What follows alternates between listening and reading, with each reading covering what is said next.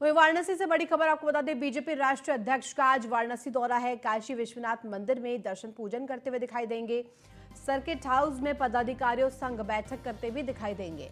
ये बड़ी खबर आप तक पहुंचा रहे हैं वाराणसी से, जहां काशी विश्वनाथ मंदिर के द्वार अब सज चुके हैं, क्योंकि बीजेपी के राष्ट्रीय अध्यक्ष जेपी नड्डा पूजन अर्चन करने के लिए वहां पहुंच रहे हैं। साथ ही साथ सर्किट हाउस में पदाधिकारियों संग महत्वपूर्ण बैठक भी करते हुए दिखाई देंगे। एक के बाद एक कवायद में अब बीजेपी दिखाई दे रही है। आगामी चुनाव को साधने का प्रयास और खासतौर पर विपक्षी जो एकजुटता है उससे अकेले ही किस तरह से जीता जाए, सफल हुआ जाए, उस पर रणनीति बनाने की तैयारी, अब हर एक पहलू पर मजबूती दिलाने की तैयारी की जा रही है। किस तरह से पार्टी को,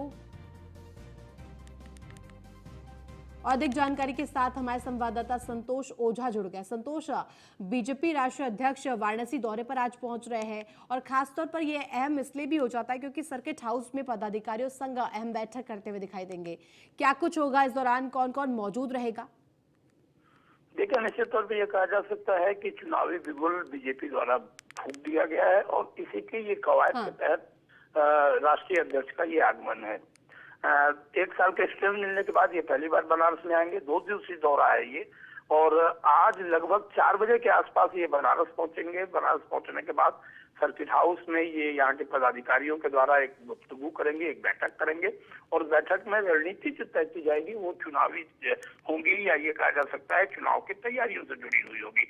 दूसरी ओर देखा जाए तो कल सुबह 10 बजे के आसपास ये काशी विश्वनाथ मंदिर, काल भैरव और 1-2 प्रमुख मंदिरों में दर्शन पूजन करेंगे, और दर्शन पूजन करने के बाद हेलीकॉप्टर से ये गाजीपुर के लिए रवाना हो जाएंगे। गाजीपुर के कार्यक्रमों की बात यदि करें तो गाजीपुर के कार्यक्रम में सबसे बड़ा पहुंचने के बाद वो पोहारी बाबा आश्रम जाएंगे, पूजन दर्शन करेंगे। पूजन दर्शन करने के बाद ये बूथ समिति की एक बैठक को ऑर्गेनाइज किया गया है, उसमें ये संबोधित करेंगे। इसके बाद एक होटल में पूर्व सैनिकों का सम्मान और उनके साथ संवाद करेंगे। वापस लगभग 4 बजे के आसपास ये बनारस पहुंचेंगे और हेलीकॉप्टर से ये वापस दिल्ली की ओर रवाना हो जाएंगे। जी संतोष, क्योंकि बीते दिनों कार्यकारिणी की बैठक में ये भी बात सामने आई थी, क्योंकि उनके कार्यकाल को बढ़ा दिया गया है जेपी नड्डा के, और ऐसे में विश्वास जताया गया है क्योंकि बीते सालों 2014, 2019 तमाम जो चुनावों में उन्होंने जीत दिलाई है पार्टी को, और ऐसे में 1 साल और उनका कार्यकाल बढ़ा दिया गया है। तो ऐसे में अब जो ये पदाधिकारियों के साथ बैठक होगी, साम दाम दंड भेद सब लगाने को बीजेपी तैयार है, क्योंकि विपक्षी एकजुटता को अगर साधना है तो ये प्रयास किया जा रहा है। देखिए, पुराने कार्यकाल के बेस पे ही नड्डा को एक नया दायित्व दिया गया है। ये कहा जाए कि दायित्व में वृद्धि की गई है। समझा जा सकता है कि जिस ढंग से एकजुटता विपक्षी दल कर रहे हैं और लगातार वो बीजेपी को घेरने की रणनीति बना रहे हैं, इन चीजों को देखते हुए बीजेपी भी अपनी कमर पूरी तरीके से कसती हुई नजर आ रही है। चाहे वो राष्ट्रीय कार्यकारिणी की बैठक हो या फिर अलग अलग नेताओं द्वारा, अलग अलग पदाधिकारियों द्वारा, या ऐसे कह लें कि तेज तर्रार नेताओं द्वारा अलग अलग रणनीति तय किया जाना।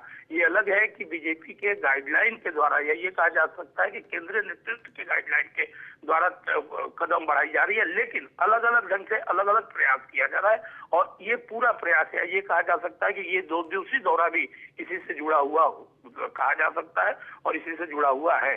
सबसे जो बड़ी खास और बात देखी जाएगी वो ये देखा जाएगा कि दर्शन पूजन के साथ ही साथ वो कार्यकर्ताओं से, पदाधिकारियों से न केवल मिलेंगे बल्कि उनसे जो मंशा है केंद्रीय नेतृत्व का, उस मंशा को भी अवगत कराएंगे, और साथ ही साथ ये मंत्र देंगे कि निश्चित तौर पर कमर कसने की वक्त आ गई है और कमर कस के एक बार फिर से अपने को साबित करना है, पार्टी को आगे लेके आना है, पार्टी को और ज्यादा सीट दिलानी है। बार बार बीजेपी इस बात को स्वीकारती भी है कि बूथ स्तर के जो कार्यकर्ता होते हैं वही जीत की वजह बनती है, और यही कारण है कि एक बार फिर से खुद राष्ट्रीय अध्यक्ष इन मुद्दों को लेकर सामने आएंगे, और सामने ही नहीं आएंगे, एक रणनीति को धार भी देंगे। जी।